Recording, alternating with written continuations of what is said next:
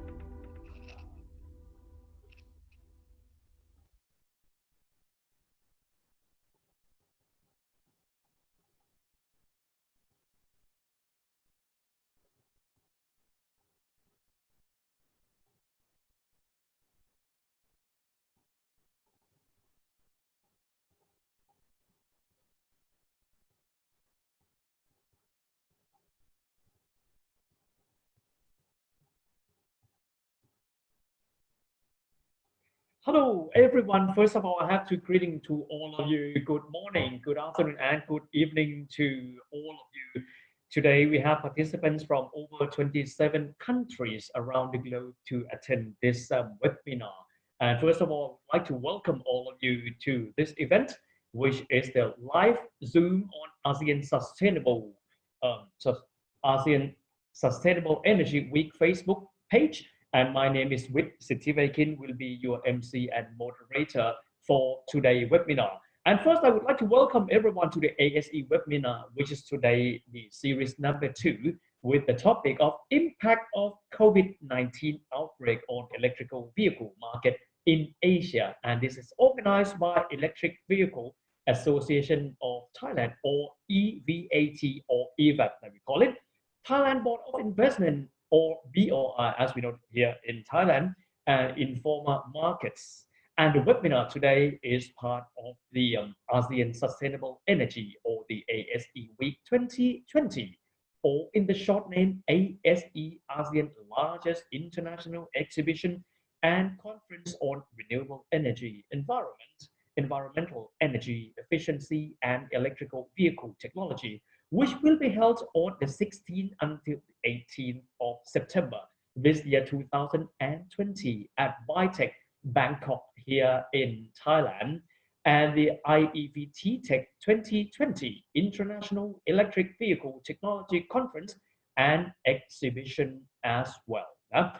And today we will have approximately 90 minutes to hear from the 5 speakers under the topic, the impact of COVID-19 outbreak on EV market in Asia. As all of us might know, that the COVID-19 really have a negative impact on every single industries, and the EV, of course, is affected by them as well. And before we move on to the discussions, I would like to introduce to all of you the 5 contributors or panelists who will be taking part for today's seminar or webinar here. First, he is the Associate Bloomberg NEF, a regional analyst at Bloomberg NEF, covering the advanced transportation sector for Southeast Asia and India. And please give a warm welcome to Mr. Alan Tom Abram. Good, Alan, hi. Hello, everyone. Hi, thank you, Dr. Witt. Thank you, organizers, for having me here today. Well, I mean, I'm sure that you will contribute a lot for us. And Bloomberg NEF is a research organization that helps energy professionals generate opportunities. We'll be hearing from Alan pretty soon. And next to him is the Executive Director of Industrial Linkage Development Division of Thailand Board of Investment, or the BOI, which is an agency for government of Thailand. The role is to promote foreign investment here in Thailand. Please welcome Ms. Songlin Ploymani. สวัสดีครับ สวัสดีค่ะ สวัสดีค่ะ Well, here's a Thai way Afternoon, of yeah, greeting, afternoon. of course. And next to Kun Songlin from the BOI, he is the Vice President of EVAC, or Electric Vehicle Association of Thailand. Kun Kristada Automotive. Kun Kristada, how are you? Pretty good. Nice to meet you, Dr. Witt, and Well, very nice to meet you. Good afternoon, everyone. Well, I'm sure that every one of you might know EVAT already, but let me give some couple of seconds introduction for the EVAT. EVAT takes lead role to promote the use of EV and the support EV industry here in Thailand, and also plays a very important role in ASEAN region as well. And next to Kun Kristada is the EV expert training and service company from Korea, which is EVO, the company that provides global standard training to domestic market with a strong partnership with International EV Association. And here is the CEO of EVO, Mr. Ho Kyung Lee. Mr. Lee, how are you? Nice to meet you. Good afternoon, everybody. Well, next to Mr. Lee, and here is the CEO of Amita Technology Incorporated, one of the leading lithium-ion polymer battery manufacturers in Taiwan. And here we have the CEO of Amita Technology Inc., Mr. Eldon Tu. Good Eldon. Hello. Well, but before we Hello. hello, Hello, can you hear me? Yeah. I can hear you very clearly. Okay. Okay. But before everyone. we start the panel discussion from the 5 contributors this afternoon, I would like to thank for our sponsor who made today's webinar happen. And our sponsor is BMW, the pioneer of electric motor vehicles and future mobility. And here is One Way Clean Energy with Quality by Bangkok Sheet Metal. And also receive support from our partner events that involve in the field of electric vehicles, including manufacturing, such as Intermac and MTA Asia, Subcon Thailand, and Electric Vehicle Philippines. And I'm sure that when you are listening to this webinar with the 5 contributors, you might have questions. If you have questions as an attendee, please click on the Q&A button. I'm sure that all of you are very familiar with the Zoom function now, and therefore simply click on Q&A button, and I will pick the questions and then discuss with our speaker during the Q&A sessions. That means after 75 or 90 minutes after we have discussed completely. And I would suggest you mention our speaker's name to ensure that your questions will be answered by the person who you expect the answers, and then the contributors will address those questions and provide you with the answer. Yeah. And now let's move on to the panel discussions or the webinar with our 5 contributors. And I would start with Kun Alan from Bloomberg. Kun Alan, I'm pretty sure that during a couple of months you have observed the development of market in relation to the spread of the COVID-19. People might wonder how experts like Bloomberg would think, well, what should be the directions of EV after COVID, and how did COVID, or how is COVID doing or influencing the EV market here in our region? Kun Alan.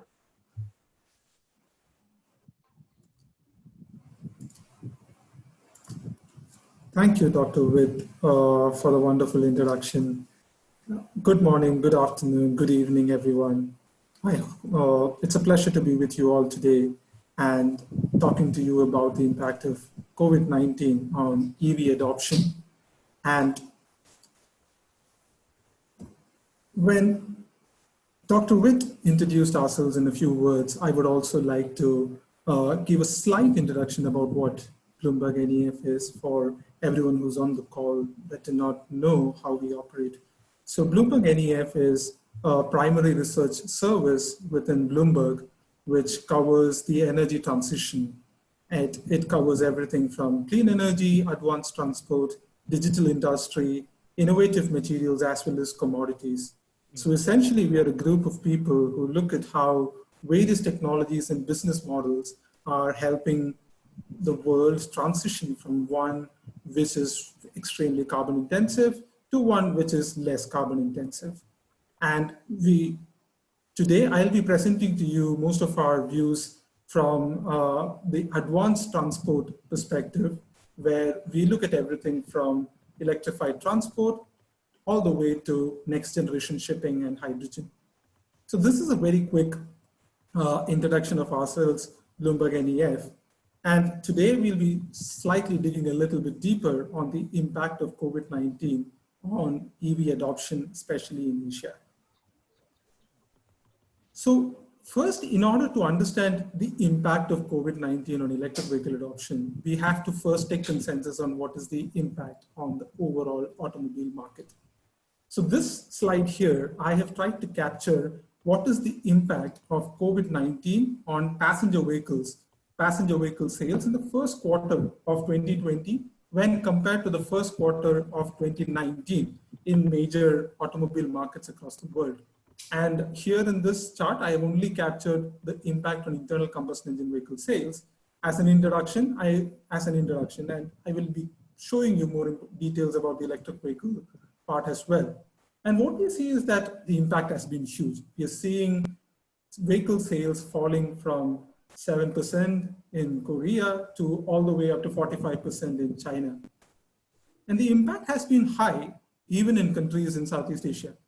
We are seeing passenger vehicle sales declining by about 7% in Indonesia to as high as about 32% in Vietnam.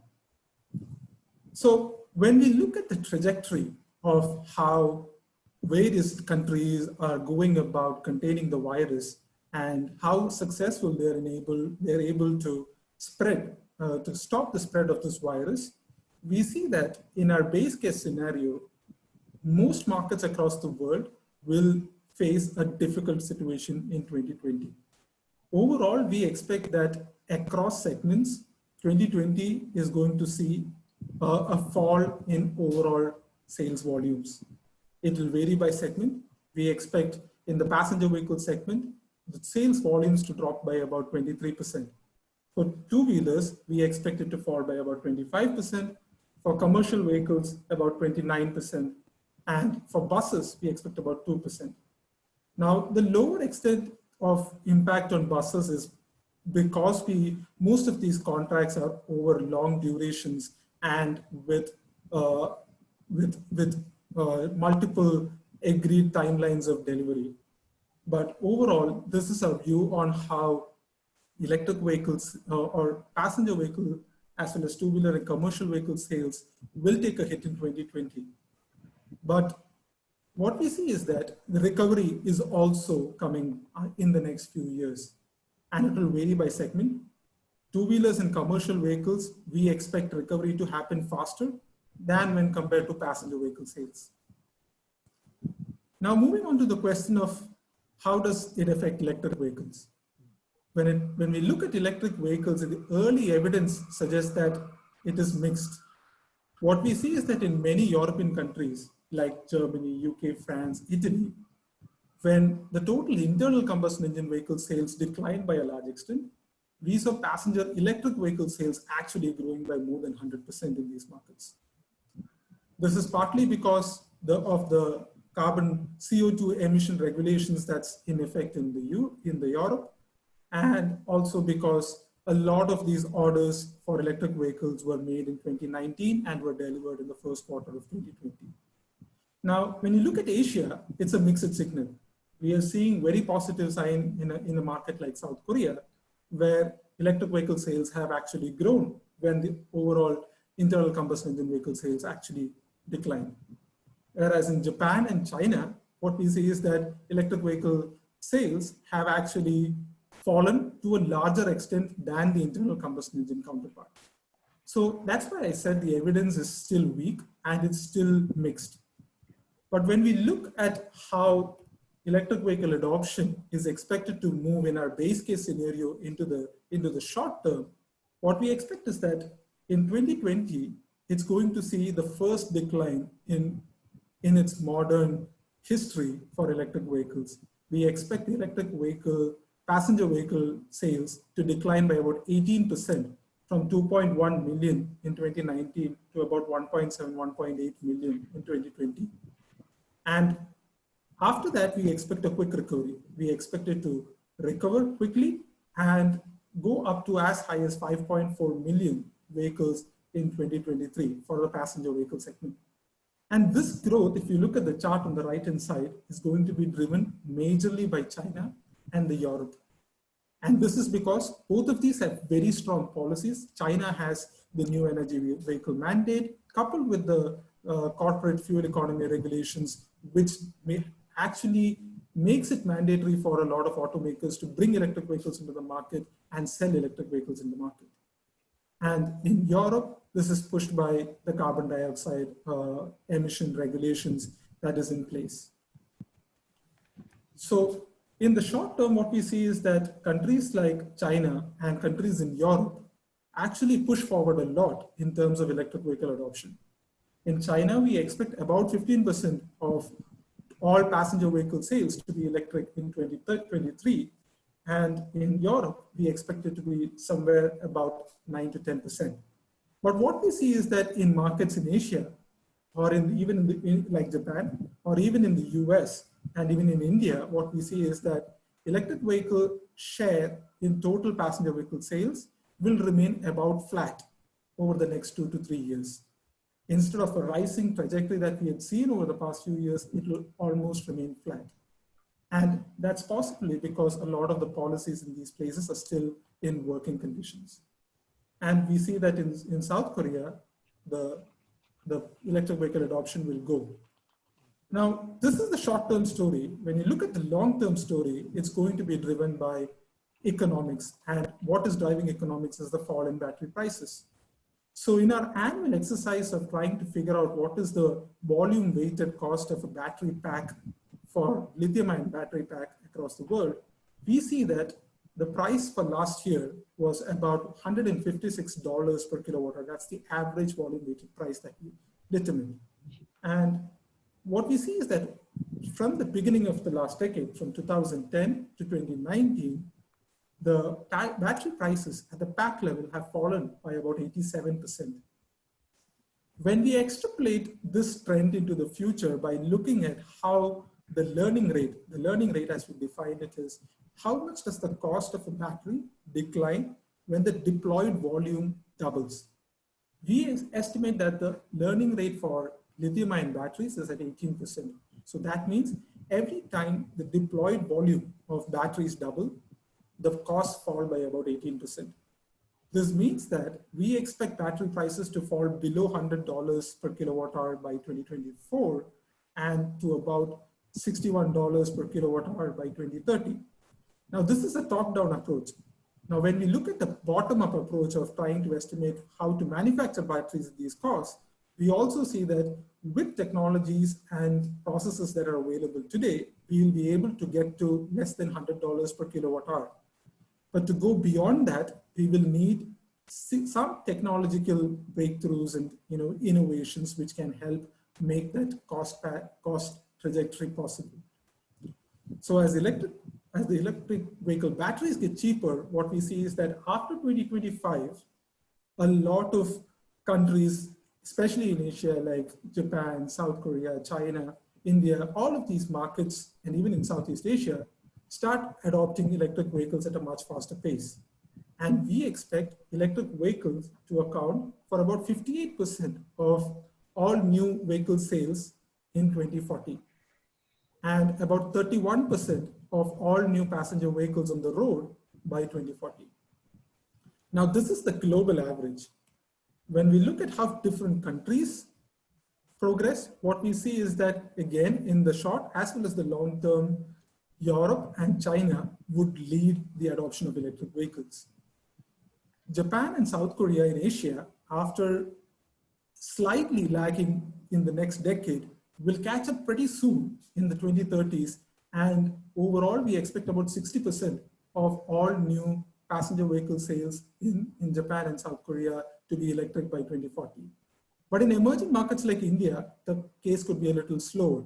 Because of the lower average price of vehicles in these markets, we expect that only about a third of all passenger vehicle sales in 2040 could be electric in a market like India.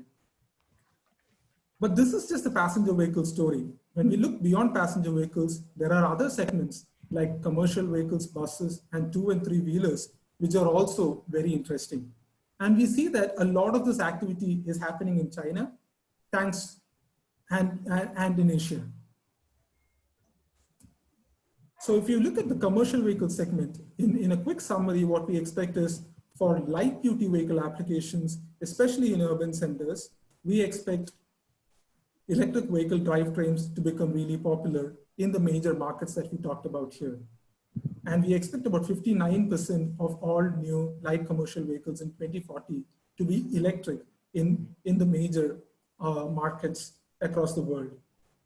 The adoption of electric drivetrains will be slightly lower in the heavy and medium commercial vehicle segment because of the requirements in terms of duty cycles. The 2-wheeler space, again, like I mentioned, is another category where we can see a large adoption of electric 2-wheelers, especially in Asia. What we will see is from a market which is about 20 million in size in terms of sales volumes in 2020, will grow to more than 60 or about 70 million electric 2-wheelers by 2040. And a lot of markets in this region would be driving that change. So we have countries like Indonesia, Vietnam, Philippines, and Thailand, all driving a lot of electric 2-wheeler sales over the next 10 to 20 years. What that means is that in markets in Southeast Asia, we expect 2-wheelers to be the fastest and the earliest adopters of electric drivetrains. Especially in markets like Vietnam, we expect more than 80% of all 2-wheelers sold in 2040 to be electric, rising from about 12% in 2019 and 2020. In Indonesia and Thailand as well, we expect electric 2-wheelers to be constituting about 70% of all new vehicle sales in 2040. This means that about 50% of all 2-wheelers on the road will be electric in Vietnam by 2040. That means in the 2030s, Southeast Asia is already the largest, is among the largest markets for electric 2-wheelers globally. After China and India, you can see that Vietnam, Indonesia, and Thailand feature among the largest markets for electric 2-wheelers across different categories. In summary, what we think about the whole Asia story is that electric vehicle adoption the rate of adoption and the pace of adoption will vary between segments and between countries. In countries like China, we have already seen a large push, and we expect this push to continue and they to lead the electric vehicle adoption. And in Japan and South Korea, during the 2030s, we'll see a rapid adoption of electric vehicles, bringing it up to very high levels of sales share for electric vehicles. In markets like India, in emerging markets, what we see is more than passenger vehicles, we expect 2-wheelers to drive electric vehicle adoption, and also high mileage, high distance applications like municipal buses or light commercial vehicles in urban cities to drive EV adoption at a much faster rate than passenger vehicles. In Southeast Asia, so over the next 5 years, what we expect is when compared to our global average numbers, the electric vehicle adoption in most of the markets will be on the lower end. Between 2025 and 2030, as battery prices get cheaper, like I mentioned earlier, a lot of the high mileage applications, especially in countries like Thailand, would start moving to electric vehicles, especially in commercial vehicles or electric buses. And between 2030 and 2040 is when we see the real effects of economics of the electric vehicle battery price reduction starting to catch up.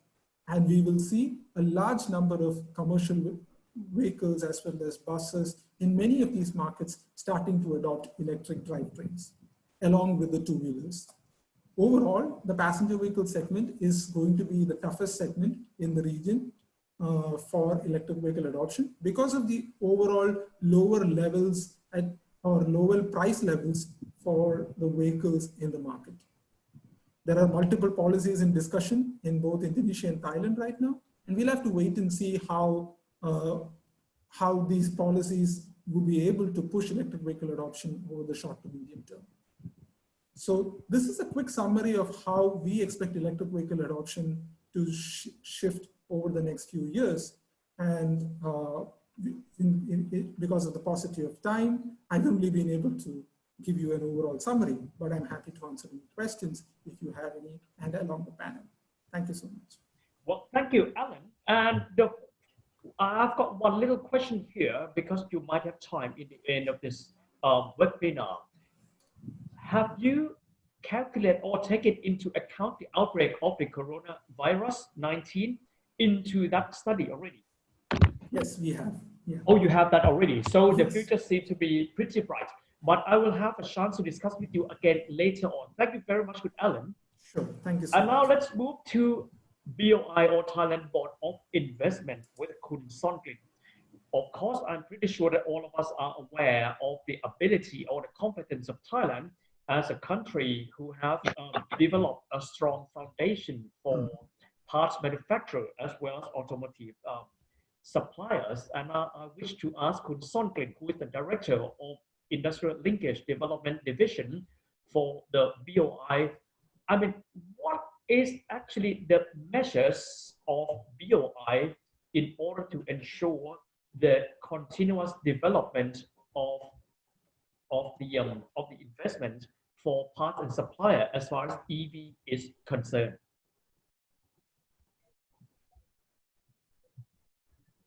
So,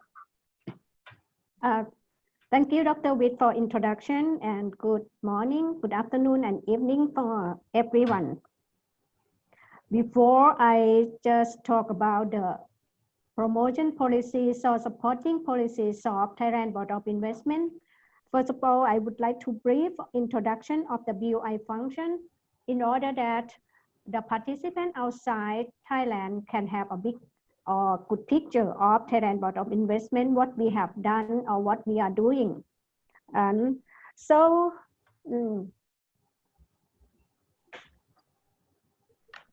sorry.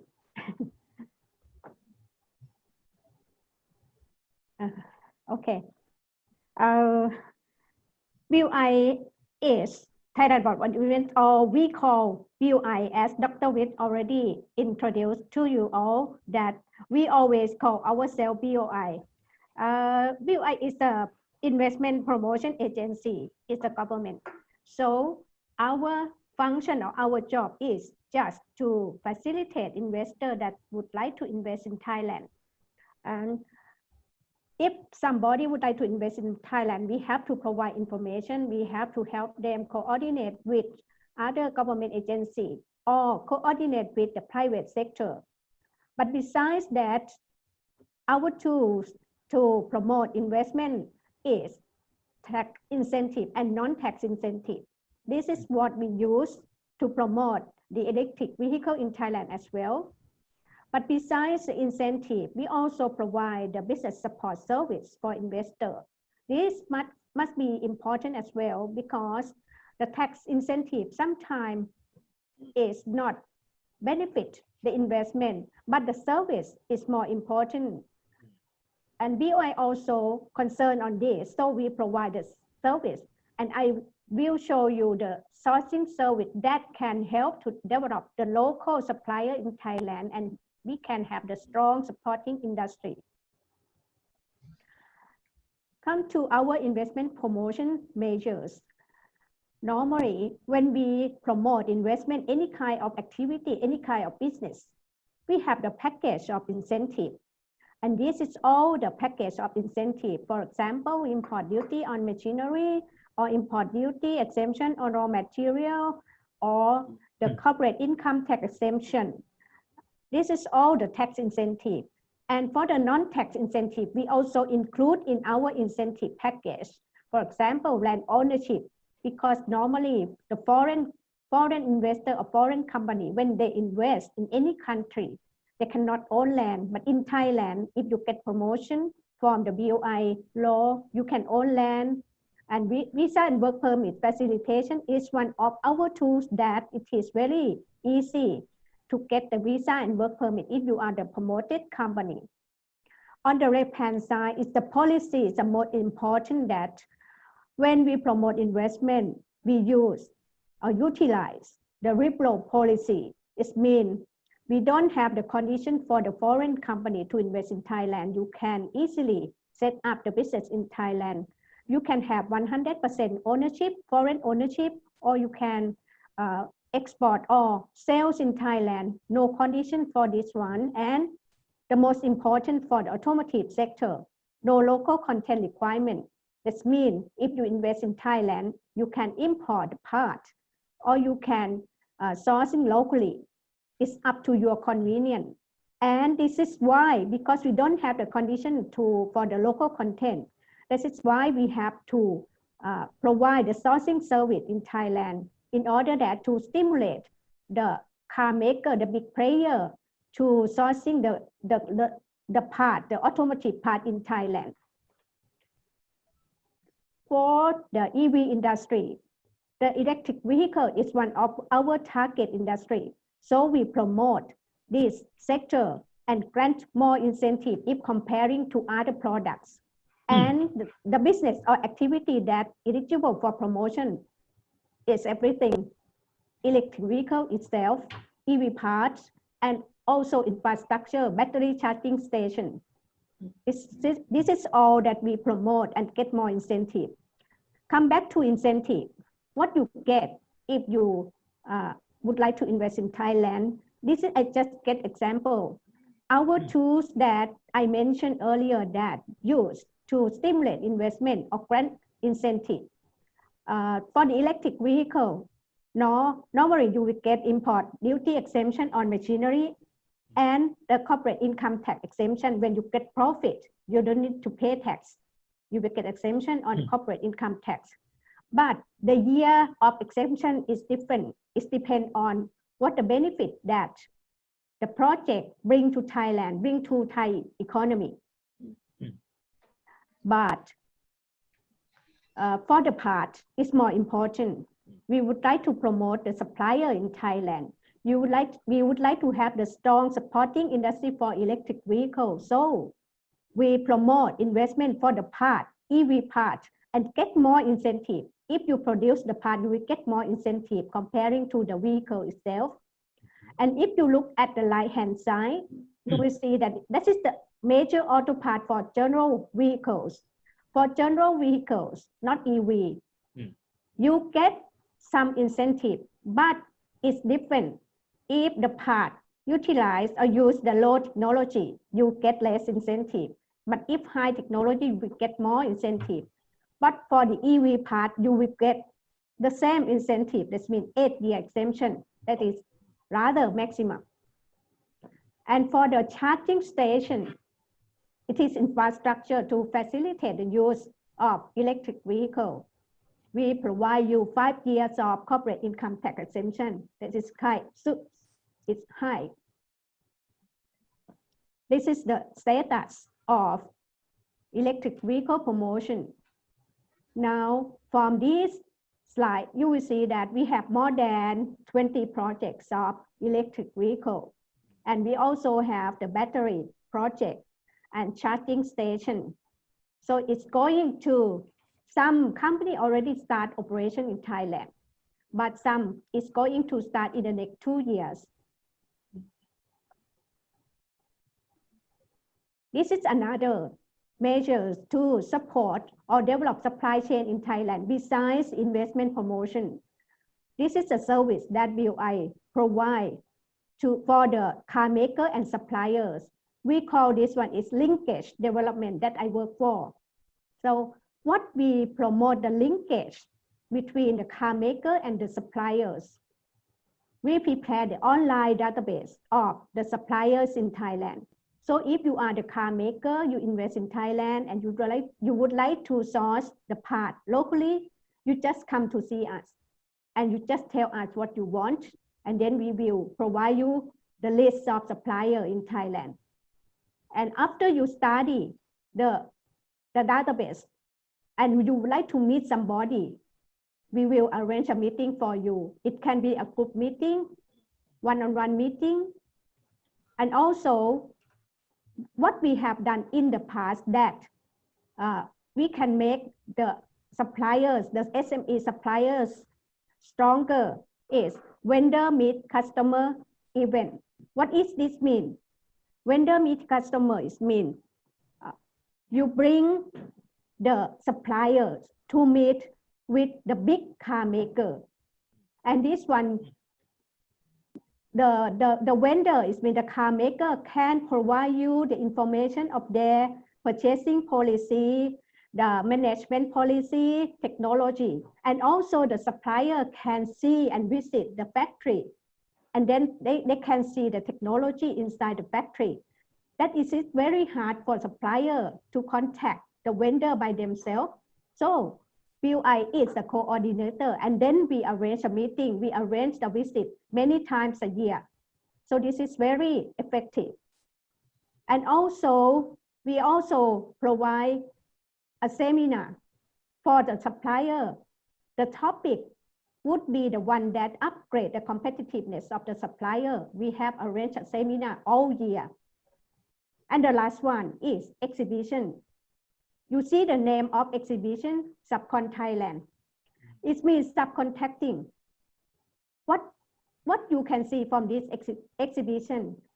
This exhibition is arranged just to show the potential of Thai suppliers.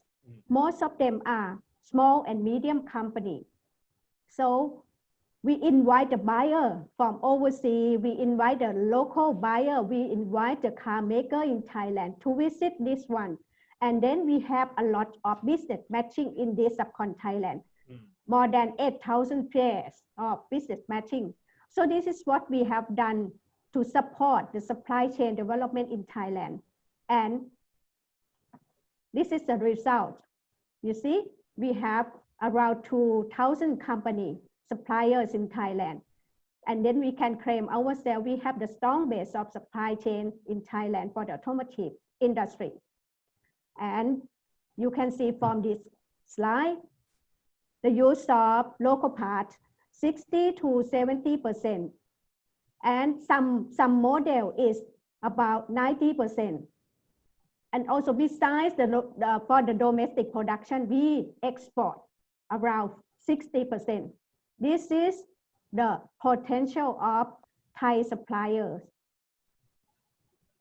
So this is what I mentioned, Subcon Thailand. For this year, we arrange every year. For this year, we will arrange on the 23rd to 26th of September, just to, to stay from COVID, to stay away from COVID.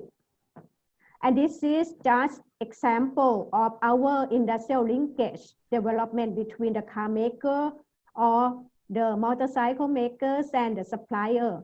We arrange a meeting, we arrange a visit, we do activity with many big players in automotive sector. For example, in this one, BMW, Harley Davidson, Ducati, Toyota, Triumph, Ford, General Motors, Honda, and Peugeot.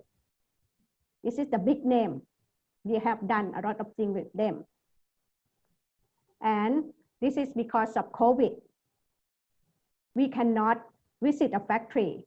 We cannot arrange a big meeting. We cannot arrange a seminar. So everything, our service now, linkage service will be e-linkage. So everything will be done online. This is our service because of COVID. And you can see a lot of things now. We have the new website. You can visit our website. You can register as a member. So the benefit is there for you. So this is all the measure that we support the local supplier development. Thank you. Well, thank you very much, Khun Sonkin, for having shared with us such a very comprehensive approach of giving incentive to investor. Whenever I hear BOI, I think of invest now here in Thailand. What I do like about that is the comprehensive package includes not only automotive itself, cars itself, but rather charging stations, battery, and some of other parts, and the service apart from tax exemption, non-tax exemption services as well as linkage seem to be very important in this business as well. Well, thank you very much, Khun Songlin, and I will be discussing to you a little bit later on as well. Okay. Well, now I think that past couple of months seems to be tough for everyone in EV circle or even in every single industries. And I wish to ask Khun Krishna, how was life as the Vice President of EVAT in the past couple of months? Khun Krishna, are you here with me?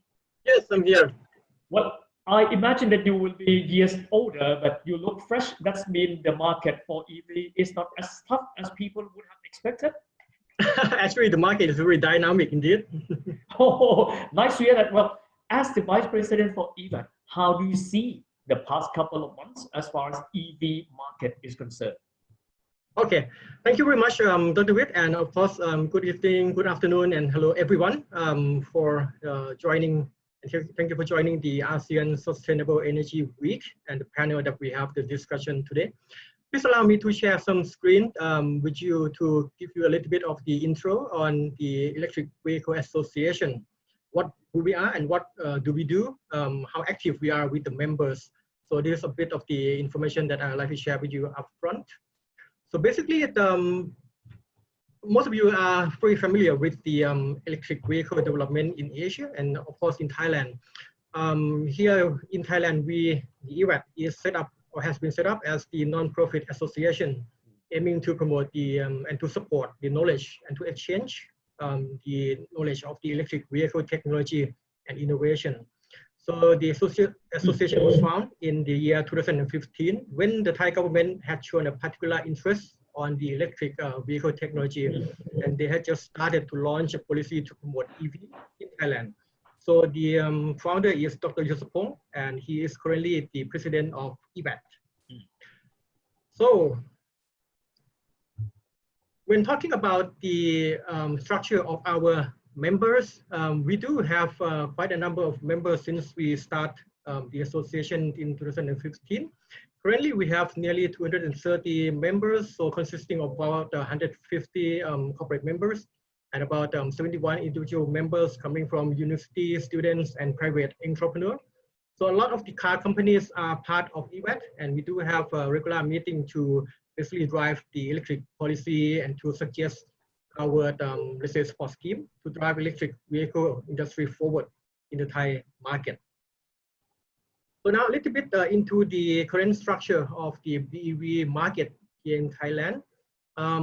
Not so many models if you compare to other countries, but in overall, we have roughly around 12 models of the BEV, which is offered in the market at the moment, coming from different brands and different countries. Currently, only one manufacturer, which is FOM, which is the local manufacturer of the BEV in Thailand, and thanks to the support to the BOI, FOM has been able to set up the production plant here successfully. The rest coming from different countries, and as you can see from the chart here, quite a number of the Chinese BEV manufacturer were imported from China, with of course the FTA between Thailand and China. So there is the privilege of 0% import duty if you bring in the vehicle or BEV from China to Thailand. And that includes MG, BYD, for example. So on the other hand, the JTEPA, which is the trade agreement between Thailand and Japan, allows the importation of the Nissan Leaf into Thailand with the reduced import duty to about 20% in comparison to the normal import duty of 80%. So that makes the vehicle or the BEV price a bit more attractive in the market. So let's look at it a little bit before the COVID-19. So as of last year, how many vehicles that we have or has been registered in Thailand? So when talking about the data that we see here from the Land Transport Department, unfortunately, the Land Transport Department take the registration of the hybrid and the plug-in hybrid as the combined technology. So there's no differentiation between the plug-in hybrid or the bi-hybrid. But what you can see here is a big jump in the year 2019 in comparison to the year before. So in principle, you can see that the overall of the hybrid and plug-in hybrid combined were registered about 30,000 units last year. So that was basically around 50% increase, of which around 14% are the motorcycle and 86% of the hybrid are the cars. For the BEV, this is a huge jump from the year before. Last year, we ended up with the total registration of the BEV that includes the car and motorcycle of around 1,572 units. And that's a big jump of over 360% in just 1 year.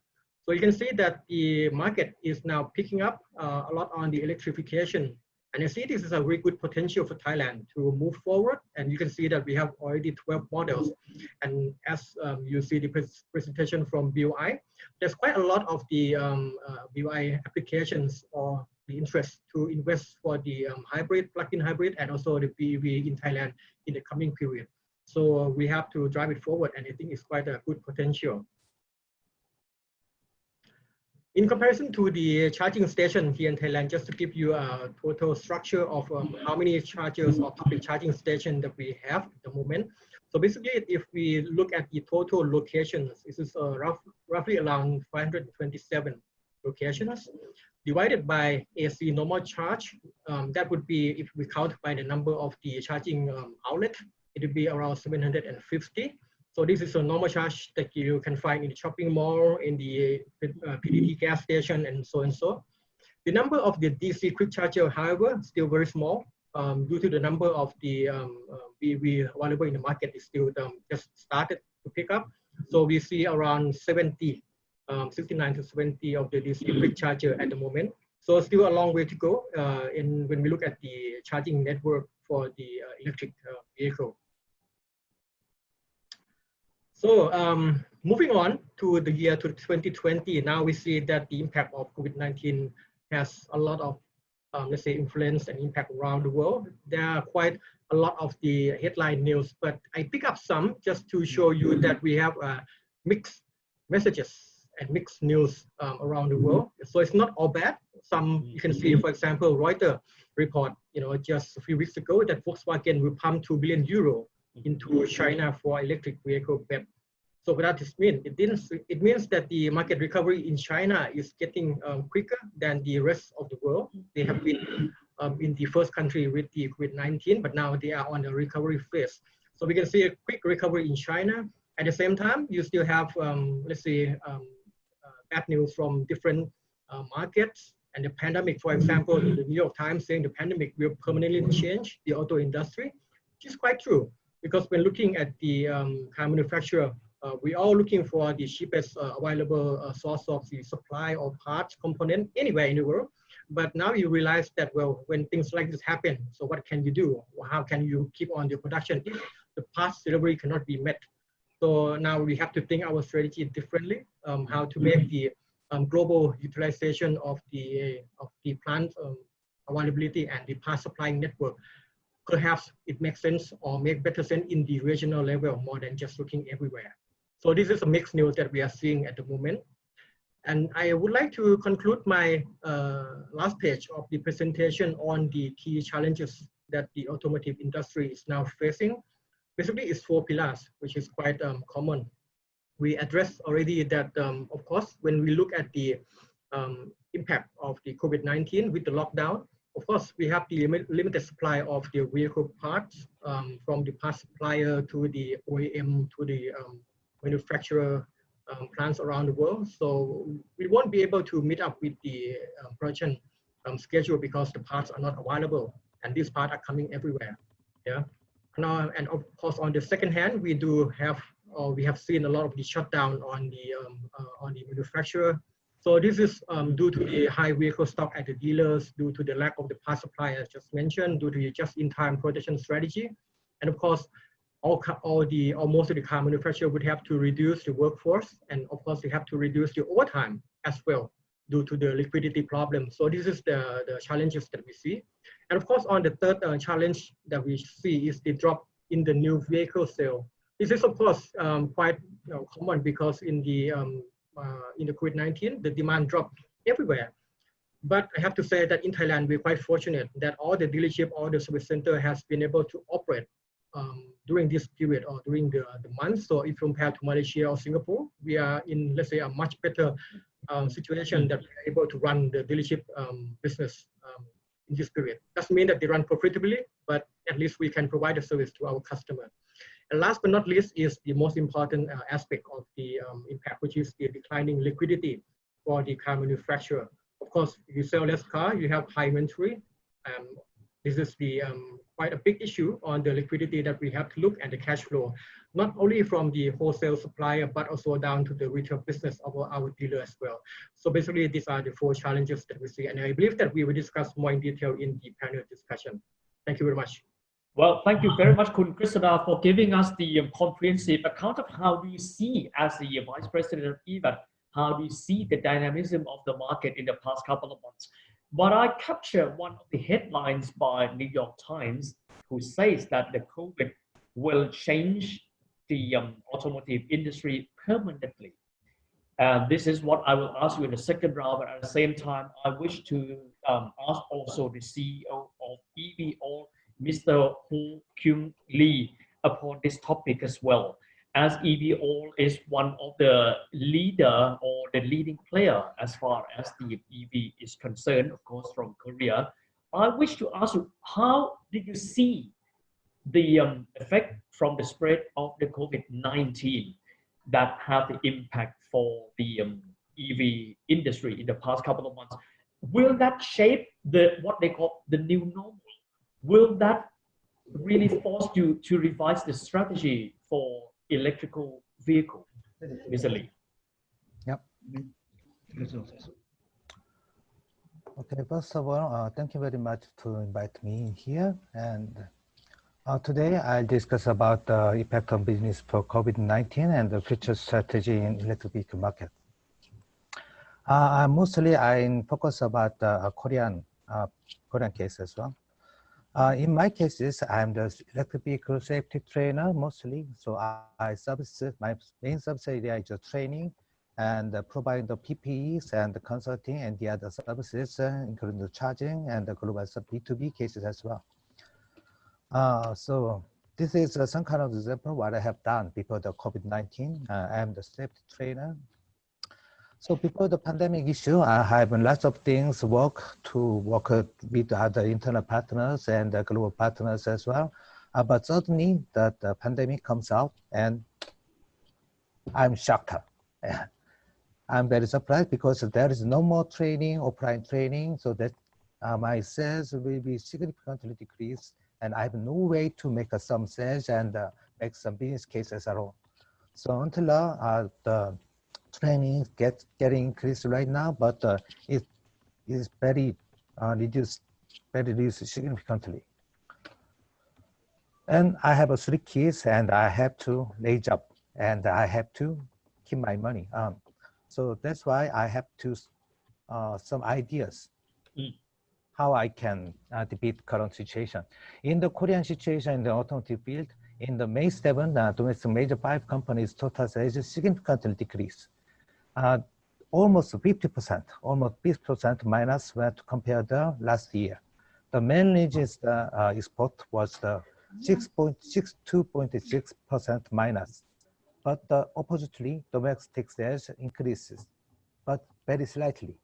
So we have some big damages in Korean market, Korean automotive market, all sales, and we are very hard situation right now. So we can expect about some kind of the shutdown as you expected, and we already experienced about this one. That's why the lack of inventory, because the parts comes from the China and the other global side. So there is some pandemic issue, then the factory shutdown. So we have to factory shutdown as well. And accordingly, there are some layoff happened for about the financial issues and the other issues. There is no more opportunity to keep current finance the others, so the layoff are now expected, and the final case is maybe from the third party and the fourth party, there will some bankrupt will happen because there is no choice but bankrupt because they do not have some preparation about the changes about the EV markets at all. So we need to have to counterplan as well. So this is Korean market situation, electric market. So as you see, we have some big electric vehicle market rather than the APEC, the other APEC area, but you know that there is the slow, steady, but increase. Now keep increase. When you compare with the internal combustion engine, sales has been decreased significantly, but we can say the electric market is getting slightly but increase. So we can say that again. And as you know, we have the 3 big battery companies in South Korea. So LG Chemicals, SK Innovation, and Samsung SDI is very famous for the electric vehicle battery market. And recently, the LG Chemicals is the #1 battery provider on this April.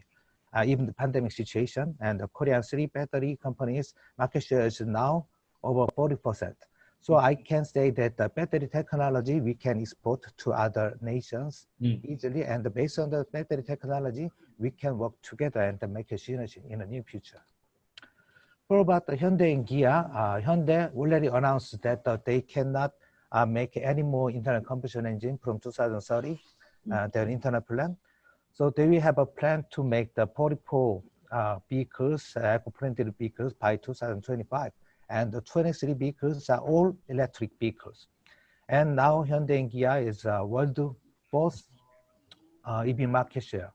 And they sell a lot of electric vehicles like Kona and Ioniq and Kia Niro, populated and famous in the European side and the USA side, and already penetrated into the APEC market as well. Hyundai will launch with the eGMP electric vehicle platform, like MEB from Volkswagen. So we expect that Hyundai now focus on the electric vehicle rather than the fuel cell electric vehicle and the other internal combustion engine.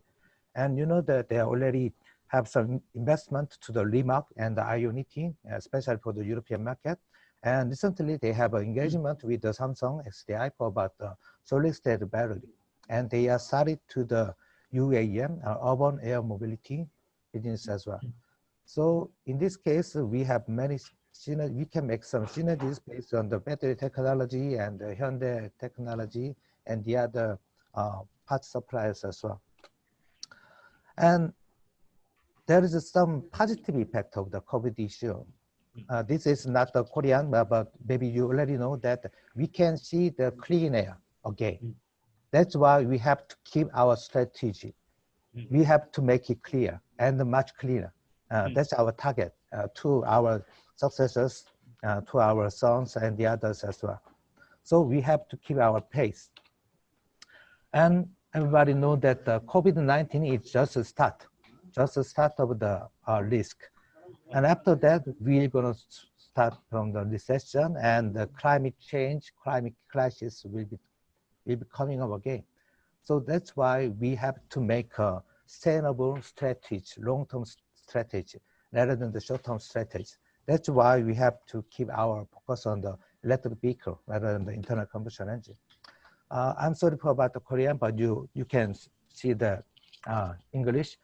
That's why the other nations like the USA and the other nations, and recently the Korea now have the new strategy about the Green New Deal. Green New Deal means we make it clear. We make it clear based on the green energy and the others. I think it's almost the same.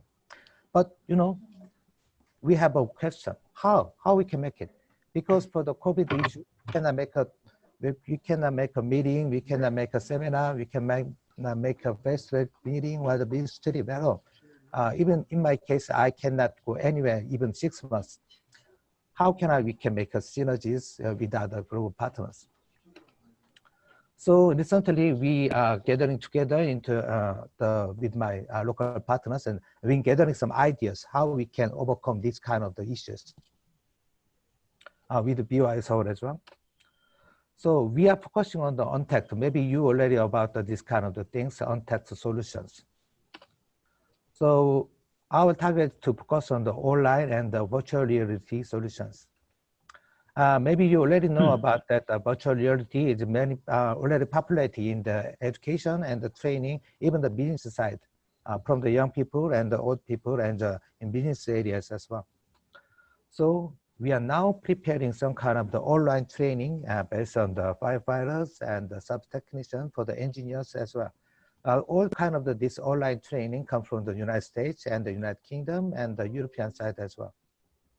So we now preparing and we are discussing about the sharing with the APEC persons as well. And there are some kind of the solutions already. We can make some contents based on the VR solutions, and we can make the discussion in real time from CAD to virtual reality. Even we can make the VR meeting or the VR exhibitions. So this is one of the examples. We can make a content like a training or the advertisement or marketing with the real vehicle. And this is another example that, for example, designer is located in Italy and customers located in USA and the manufacturer located in China, but they cannot make a real-time meeting because there are some pandemic issues and no airplane. But in the virtual world, we can make it together in the real time. We can make a collaboration easily. And this is one of the examples. We can make a meeting. We can make some kind of short simulations, and we can make a seminar. We can make a forum. Anything we can make it in the virtual world. Even though we can make the virtual exhibitions as well, we can make our presentation and the marketing business as well in the unlimited virtual world with our 3D data and the other solutions as well. So there is no boundary. So that's why we can make them together easily. So we are focusing on the, this is a training platform, but based on the training platform, we can make some electric vehicle platforms. It's the same ways. So we are considering about the overseas costs and our domestic solutions all together and through the training platform and the other electric vehicle platforms. And we can make some various contents like a VR and through online and offline. We can make a synergy with your global partners. So we can make the Korean into the global partnership based on this kind of the training or the virtual reality platforms. So we can make some bridge and we can increase and we can create the co-development open project. So we are in here, but we can discuss together about the Thailand E22 project in the real time without any real vehicles. So we can make open project and based on the Korean mobility technology like a battery and the others, and we can reduce the cost, and we can technology transfer into the Thailand market or the APEC market as well, and we can make the globalization easily. So we're going to try to make the global e-mobility forum. We make the real open project. We can keep discuss together into the virtual world. So this is some kind of example. Maybe you recognize me. Yeah, this is my avatar. So we can make it together. This is our concept of how we can beat and after COVID issues, we can keep discuss and make it together. Thank you very much. Well, thank you very much, Mr. Lee. I like your avatar. Look very much like you, but you're more handsome than your avatar. Thank you. By the way, of course, EV without battery, they can't run. Of course, and battery is more or less one of the more of the heart of the EV itself. And in the past couple of months, seems to be a challenge for every one of us. And I wish to ask the CEO of Mita from Taiwan, how do you see the past couple of months? And have you revised your strategy after the outbreak of the COVID-19? How do you see that? Including what will be your business in terms of battery as well as EV after the COVID has been resolved? Mr. Tu. Okay, thank you, Dr. Witt. Can you hear me? I can hear you clearly. Okay, good. Okay, let me share.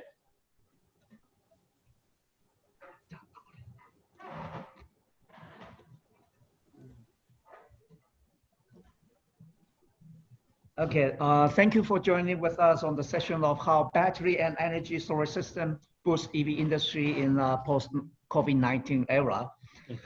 During COVID-19 pandemic period, we already seeing the impact to consumer behavior due to so-called social distancing. And this impact has ripple effect to macroeconomic developments, regulatory developments, and also technology as well. This creates a long-lasting impact to mobility. Okay, the most immediate and visible effect of COVID-19 in the traditional automotive sector is the standstill of many OEM and supplier factories. At the height of the crisis, over 90% of the factories in China, Europe, and North America closed.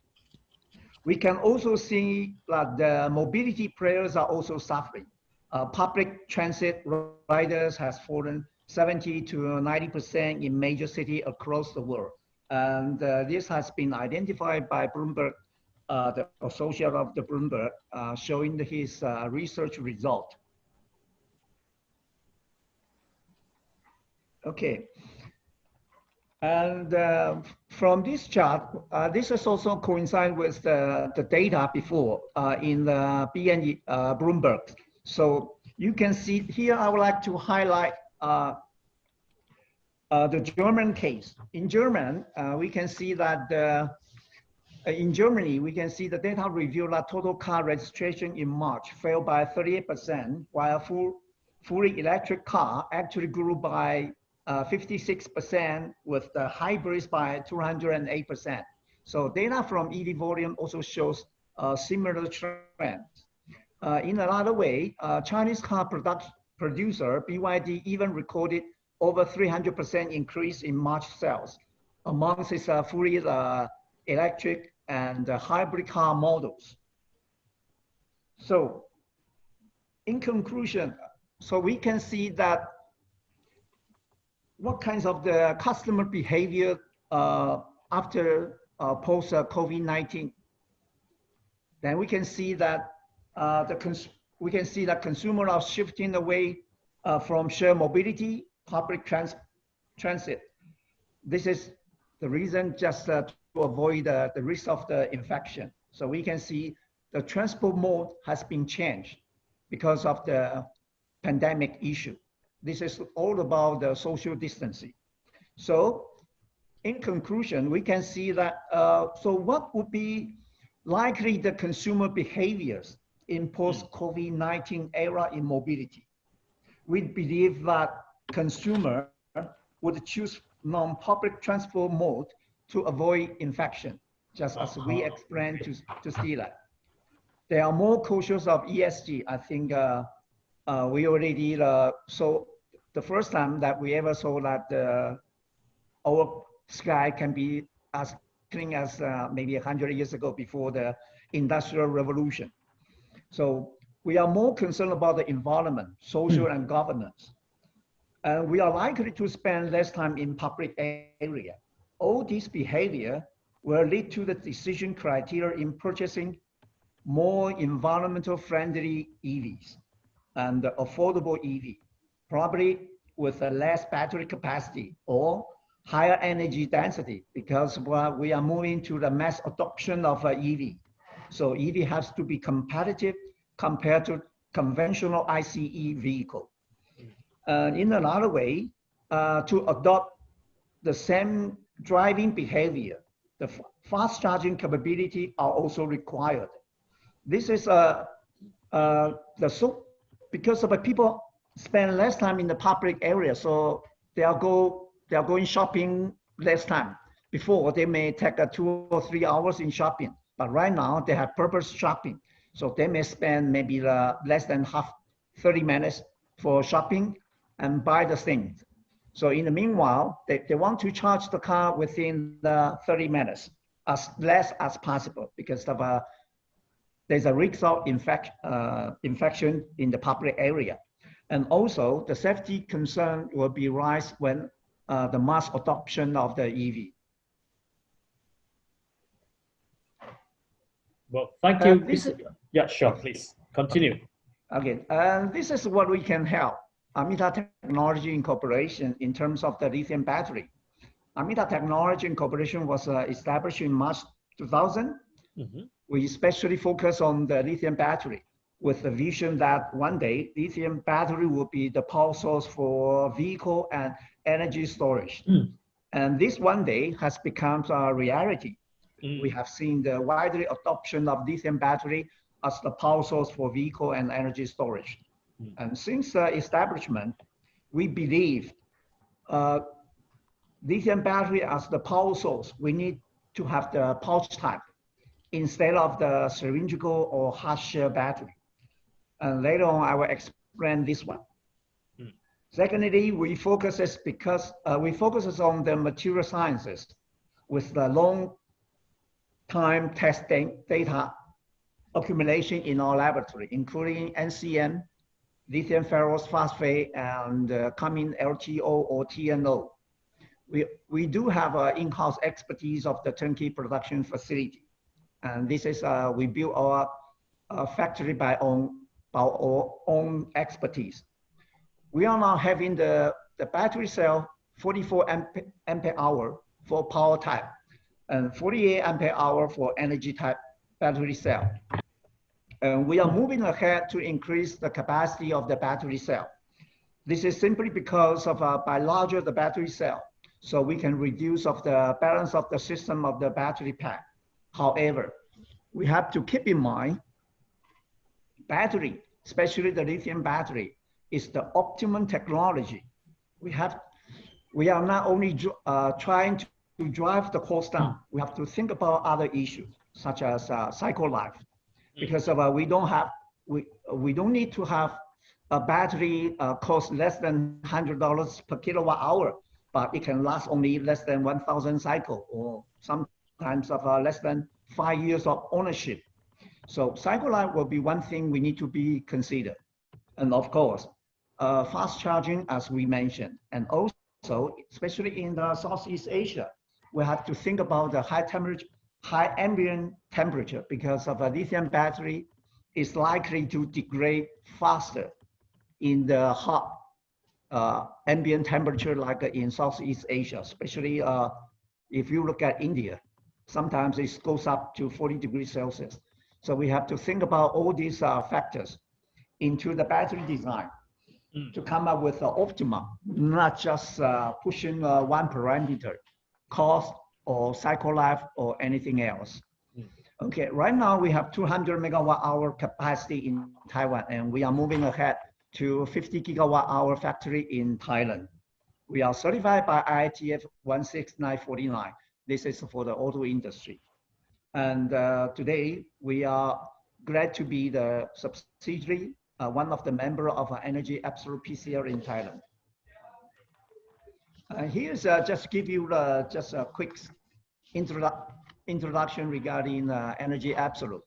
Energy Absolute starts as a biodiesel company, and since then they put a lot of effort in the research and development. And later on, green energy or renewable energy has been the company vision. So Energy Absolute moved into solar and wind power sector, and already have several hundred megawatt in solar and wind power altogether. A couple of years ago, because of the vision in the green and renewable energy, Energy Absolute moved into the EV business together with the charging station. And battery will be the missing link for those business. And this is why Energy Absolute invested in Amita. Okay, since we talk about the consumer behavior, we'll be looking for the fast charging instead of a cheaper price. So we are now working on the fast charging capability on 3C or 4C. What does it mean by 3C or 4C? 1C means that 1C means that we can charge the battery from 0 to 100 capacity within an hour. 4C means that I can charge it to the full from 0 in just less than 15 minutes. So in that sense, probably when we park the EV just for 3 to 5 minutes, I can just charge the battery in maybe 5 to 10 minutes. So I can increase the battery capacity from 20 to 80. Customer behavior, because of we need everything fast because we don't want to stay in the public area for a long time. And we are using a different technology, including soft carbon, LTO. And here you can see this is our cycle lab. So you can see that after 3C, 1C, this is one of the material recipe, the combination. So by 3C charging and 1C discharge, we can see 4,000 cycle. And this translates to about 10 years of ownership. And still, we have 85% of the capacity remain. Energy density. By increasing energy density, we can reduce the price dramatically. So traditionally, we are using lithium ferrous phosphate. This is very commonly used 5 years ago or even longer. And the industry development is going from LFP to NCM. This is now commonly used in the EV because of the higher energy density.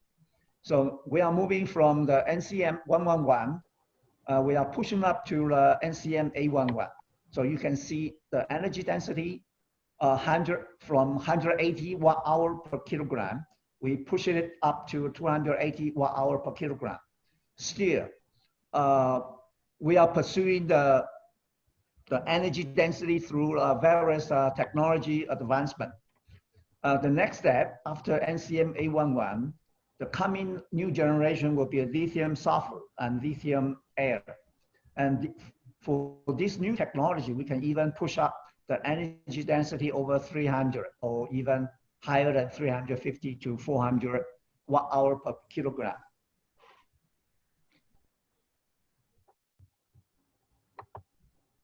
Once we push up the energy density, there's another concern because the more energy putting in the smaller cube or small battery pack, then you can see that when the energy is higher, the safety concern is going up.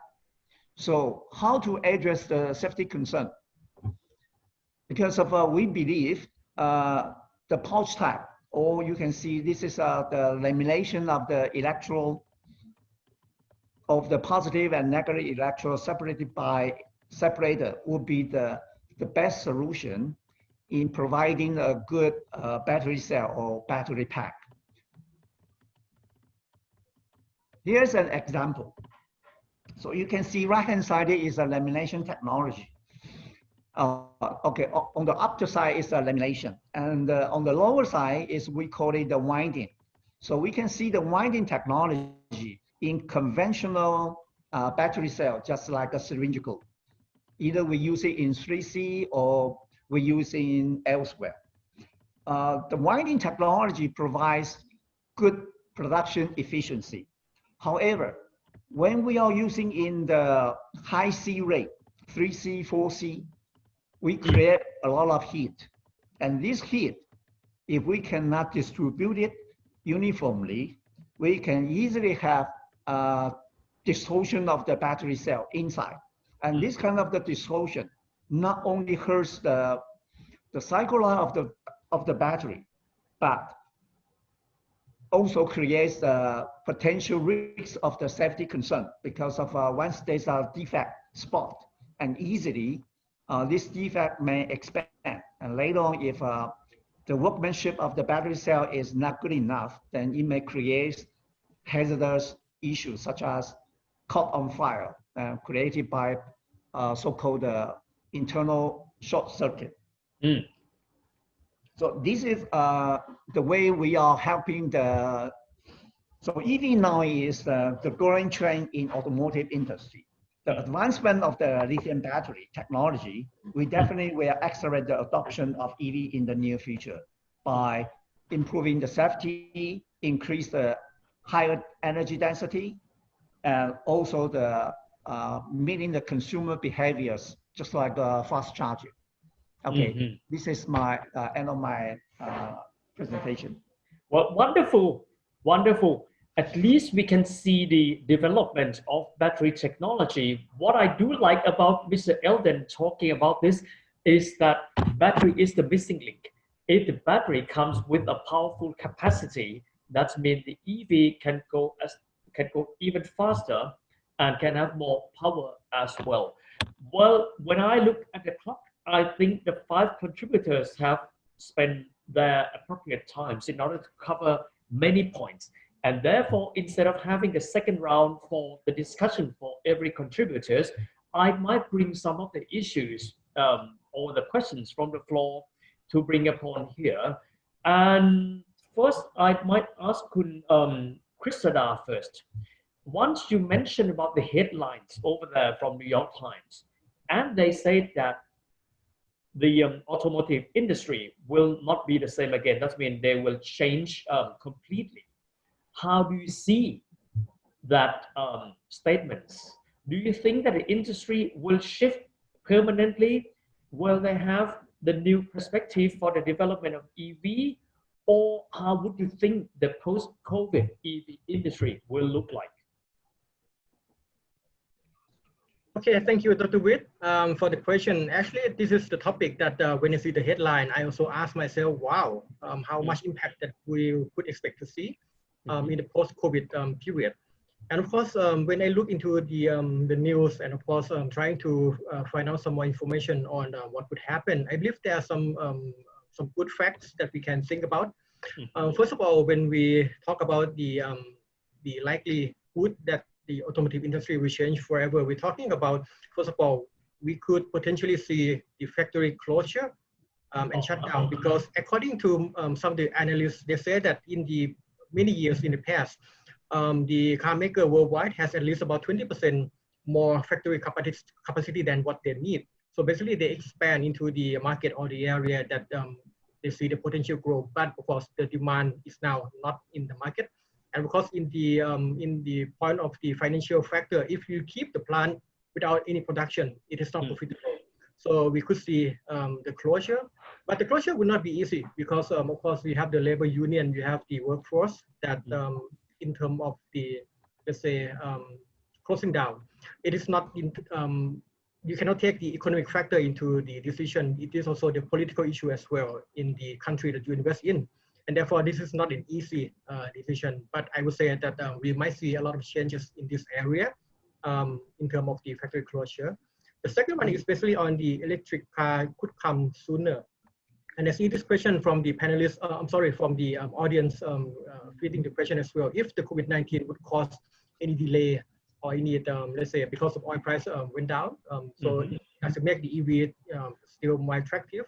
And I would say that in the EV point of view, we still see the potential growth of EV because regardless of COVID-19, the pollution, PM 2.5, for example, in Thailand, still be the problem that we will continue to see without any changes. And another fact that I'd like to provide you as well, you know that in the EU, there's a EU restriction on the EU average CO2 emission regulation that by the year 2021, the average would have to be driven down to 95 grams per kilometers. And that is basically around 27 kilometers per liter if we look into the fuel consumption. This is very ambitious. And I believe that most of the European car manufacturers would have to achieve this by offering the EV in the market. So they can't achieve this by internal combustion engine because the CO2 will still be produced. And therefore, they'll be aggressive in offering the EV in the market with the price that would be attractive to the market as well. And of course, they see a lot of the merger and acquisition because the company would probably, like the Chinese manufacturer, would already recover and seeing a lot of the plants, a lot of the companies in other countries be attractive investment for them. So we see quite a lot of merger and acquisitions going on, as well as to see a lot of the, let's say, the former competitor in the auto industry joining up as joint venture, doing the research and development together in order to reduce the R&D costs, like Daimler and BMW Group and the Audi Group, for example, to try to join up on the sharing service for the customer. So these are the things that I would say it will change the face of the automotive industry forever from the COVID-19 that we see. Well, thank you, Kristada. Well, there are several questions asking about the decrease of oil price recently. all of us might be aware that 8 or 9 years ago, the oil price moved up to $140 per barrel, which is the record high. But afterwards, I mean, a couple of months ago, it went down to as low as 19. That's mean approximately 15% of once it was the highest. And the question is for Kun Alan. How do you see the decrease of oil price, I mean the sharp drop of the oil price, will affect the further development of EV market from now on until the next decade? Kun Alan. Thank you for the question, Dr. Witt. So when we look at how electric vehicle sales or adoption has taken place over the last few years, what we see is that, more of these vehicles have been bought because of the subsidies in place, because most of the people are early adopters of technology. They would like to own an EV. They're attracted by a particular vehicle and they go ahead and buy these vehicles. So if you look at the historical evidence of how consumers have bought EVs, most of it is not because of the economic rationale of EVs being cheaper to operate, when compared to an internal combustion engine vehicle. And even for the next few years, what we see is that most of the EV sales that's going to happen over the next 3 to 5 years is still going to be driven by policy. It's going to be driven by the amount of subsidies that's available in the market, or it's going to be driven by if there is any penalties, like what Mr. Krista mentioned. There is a European CO2 emissions regulations, which is driving EV adoption, or which is driving automakers into bringing more EVs into the market. Similarly, in China, you have a new energy vehicle mandate coupled with the corporate average fuel economy regulations, which is driving EV adoption. So these are the factors which are actually driving EV adoption than the actual oil price in the short to medium term. But what is going to happen is, in some of the segments, for example, the commercial vehicle segment, where your fuel costs are quite high, and which was actually a driver for a lot of these companies, fleet operators, large fleet operators driving commercial vehicles. For them, this might mean that they might delay by a few months probably, but we don't expect any long-term implications for electric vehicle adoption when it comes to the oil prices. Yes, thank you, Kun Alan. Another question also for Kun Alan as well. Yeah? These are questions from Hong Kong, a couple of them. They talk about the EV for commercial vehicles, because the internal combustion commercial vehicle that emits relatively higher emission. How will you see the growth of EV in commercial vehicle, light commercial vehicle, heavy commercial vehicle? How do you see that in ASEAN first, and then you can move to Asia as well, in other countries? Sure. Now, first let's start at ASEAN. So what happens is, a lot of the first factor in any sort of purchase decision is the availability of the vehicle itself, isn't it? So the first thing that we need to consider when we look at how the prospects for electrification for any segment, in be it passenger vehicles or commercial vehicles, is the number of vehicles that are available as a choice for consumers when they are going to buy these vehicles. What we see is that for commercial vehicle space in ASEAN or even across the world, the choice is still limited. Automakers are still bringing up their vehicles, mostly for the light commercial vehicle segment.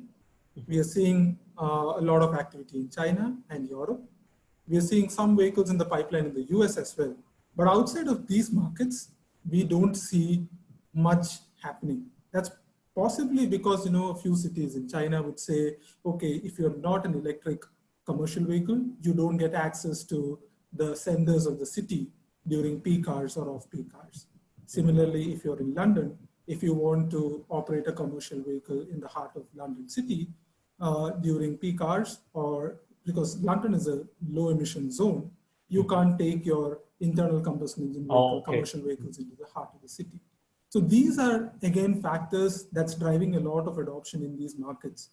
And those sort of factors still haven't come to play in markets in ASEAN or within larger Asia outside of, probably China. So once these sort of factors come into play, that's when we'll see a lot more activity coming in from the commercial vehicle segment. Having said that, we are still thinking, we still believe that commercial vehicles, especially in the light duty vehicle segment for urban delivery fleet. So we've seen a rapid explosion of e-commerce over the last few months, especially because of COVID-19, and also over the last few years. What this means is that a lot more demand for light commercial vehicles in cities would happen over the next 10, 15, 20 years. And a lot more of these fleets would want to shift to electric vehicles. One, because of the better appeal of electric vehicles, and also because a lot of these cities would want many of these fleet operators to start adopting electric and cleaner drivetrains to reduce the pollution in these cities. Well, thank you. I've got some questions to ask you and some other gentlemen as well, but now let's turn my questions to Director Sondrin from the BOI. What I see the list of participants, many of them are exhibitors, that means vendors, who provide parts and components, that means they are automotive suppliers. And I guess that they might wish to know the way BOI can do industry linkage service, that means business matching. Can you elaborate that a little bit more about the way you link industries up together to ensure that manufacturers and suppliers know each other, and to ensure that all of them would share the same common vision in order to driving forward once they land their investment here in Thailand? Director Sondrin.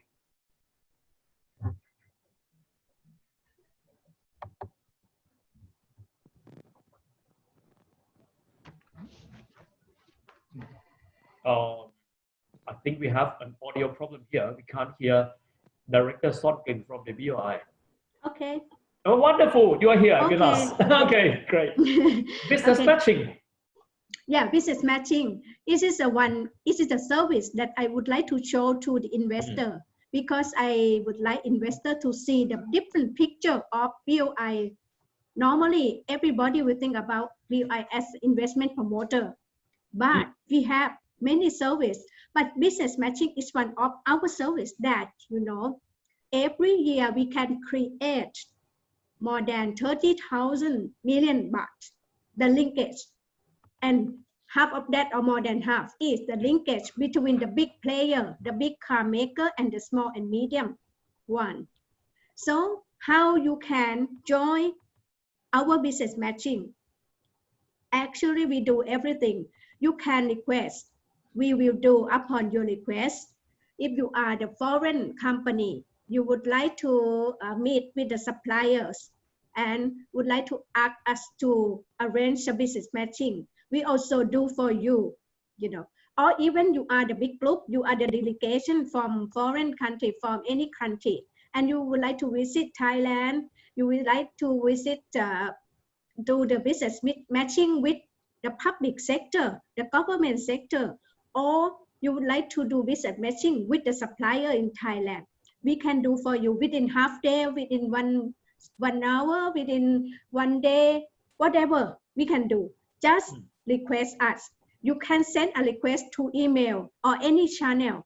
You don't need to send official letter. And then we arrange for you. We can arrange at the BOI office, or we can arrange at the place that is convenient for you. It's up to our convenience. This is what business matching that we do. And every year, we arrange many times of business matchings a year. There's about 2 or 3 big events that there's about more than 300 companies joining business matching that BOI arranged, especially in the subcon Thailand. As I mentioned before, we arrange business matching with many overseas buyers that invited by BOI overseas office. We have 14 overseas office, and we invite the buyer, the potential buyer in the S-curve industry. And then we do business matching in the subcon Thailand. We arrange more than 8,000 pairs of business matching and increase every year 10% or 15%. But this year, in subcon Thailand, because of the COVID, I think that the local buyer is okay, but for the overseas buyer, maybe they cannot come to visit our exhibition, but we provide the online service for the business matching. So you don't need to be worried. We still, serve you for business matching. This is all that we can do for you. Well, thank you very much. The maximization of digital technology can cut off the distance between all of us here as well. Thank you very much for your contribution as well. Well, once could Krisana and could Alan have mentioned that the incentive for those who decide to buy an EV are different. For example, people in Europe buy because they want to be environmentally friendly, whereas some other countries, due to the incentive policy that the government really enrich people or encourage people to buy the EV. And I wish to ask this question to the two CEOs, Mr. Tu from Amita and Mr. Lee from EVO. I mean, sharing experience from your market, let's say Taiwan and Korea respectively, what are the key incentives that encourage people to buy EV in Taiwan first? Okay. In Taiwan, EV is not so popular. However, we have very successful stories about the e-scooter or e-motorcycle. Okay. Yes. Now, the government provides subsidy to the buyer of an e-scooter or e-motorcycle. And this already creates a trend of people changing from the ICE motorcycle to e-motorcycle. For example, just only last year, the new purchase of the e-motorcycle already have 10% of the total sales. So you can see that this already create a trend.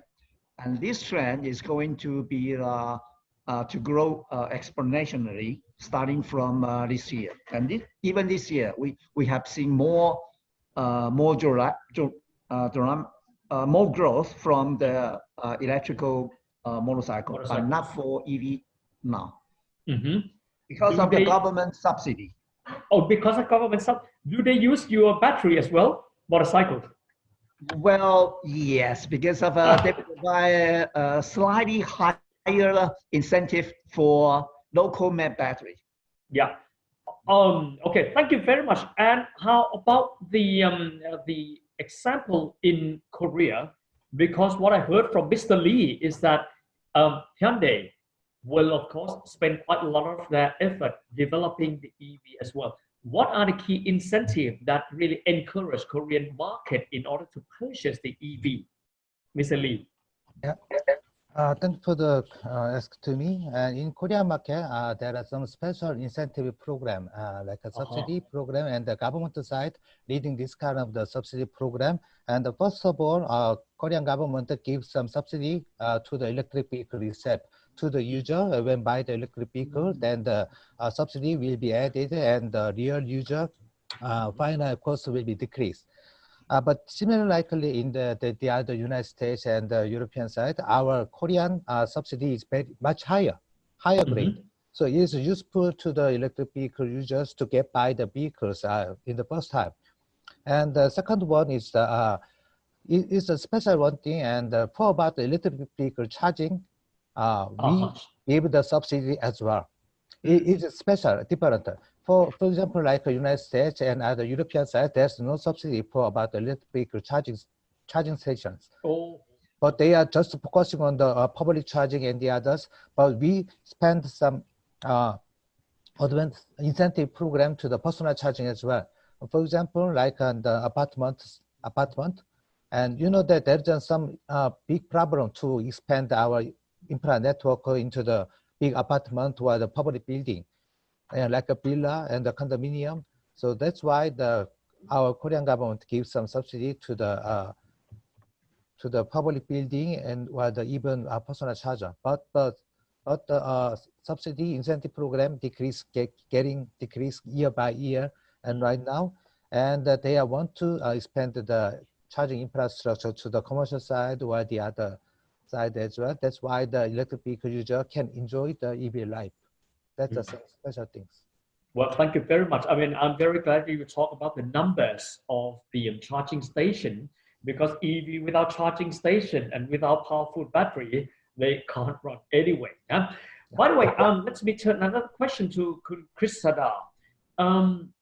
once Mr. Tu, Kun Eldon mentioned earlier on about the change of behavior of people after the COVID, that people, if they can afford, they would rather spend their money on vehicles or their, individual mobility rather than public transportation. Yes. Do you see that trend in Thailand, at least, that people might refrain from using public transportation if they are able to do that? How do you see the trend after the COVID-19, in which I hope they will end soon? Okay, because of for public transportation operator, they are burdened with a much strict protocol regarding the hygiene, and also maybe checking the body temperature, asking to regulate the masking for all the passenger. This because of the afraid of the pandemic spread. So here in Taiwan, well, personally, I have seen that it's very interestingly to notice that the traffic in Taiwan during the rush hour, it becomes it really picks up. Okay, during the hardest hit period, okay, we can see the traffic is lower because of less people go to the office. Maybe because of the layoff, or maybe because of the remote working. But however, when the situation is getting better, I have seen that the traffic is, or sometimes it's even much heavier than pre-COVID-19 pandemic period. This is what I have seen. And in public transportation, the railway, the high-speed rail, they are also regulating. For example, they may ask for 50% of the occupancy, or maybe not higher than 75% of the occupancy, because they want people sit side by side. So I think this might happen to Thailand as well. This is what we saw in Taiwan situation. Yeah. Thank you, Kun Ellen. Kun Krisada, as the Vice President of EBAC, how do you see the change of behavior of Thai people after the COVID in that regard? Yeah, I still see that the option for the personal mobility will still continue to be, I would say, the first choice among those who can afford to buy the vehicles, of course.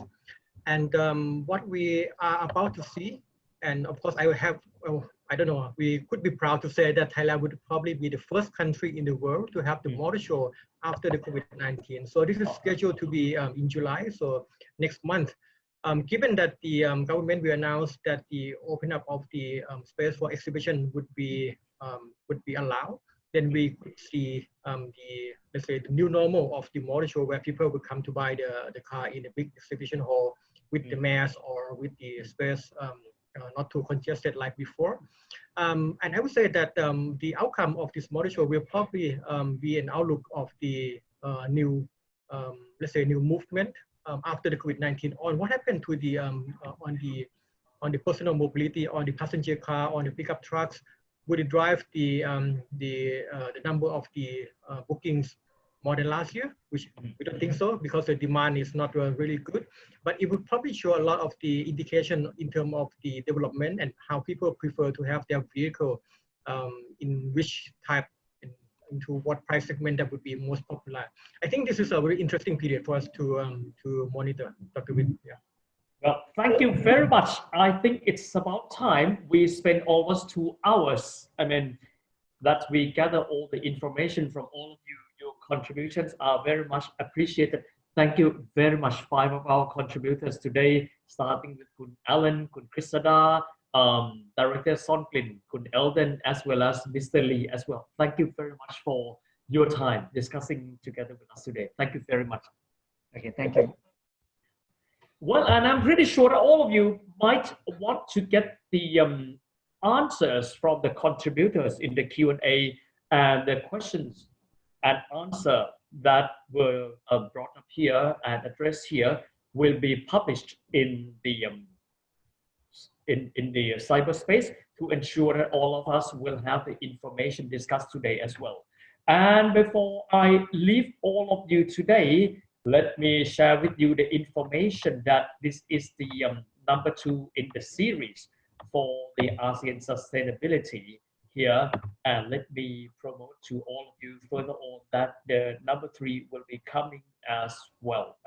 So I would like to invite all of you to join the next ASE webinar series number 3, and that will take place on the 17th of June 2020.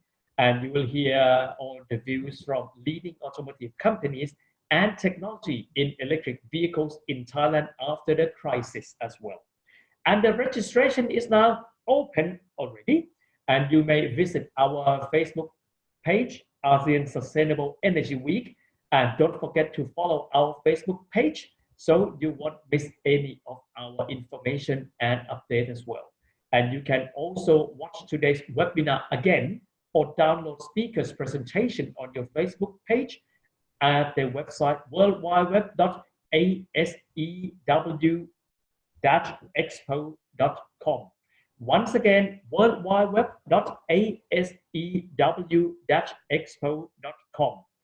Well, of course, I mean, due to the time limitation and today, not every single questions can have their answers, but for the questions that are answered by our contributors or panelists will be published within the on the day 17th of June, as all of you can look at that and keep for your information. Yeah. So once again, thank you very much our sponsor, BMW Group Thailand, and Wongwai as well. And as the moderator for today's webinar, I would like to thank all of you very much. And should you have any kind of inquiries, you can contact us via the website or the Facebook platform as well. Thank you very much. And I really hope that all of us can overcome this crisis together. Thank you very much and goodbye. Bye-bye. Thank you. Bye-bye. Bye-bye. Thank you very much. Bye-bye. Bye-bye. ขอบคุณครับดร.วิทย์ ขอบคุณนะครับ ขอบคุณครับ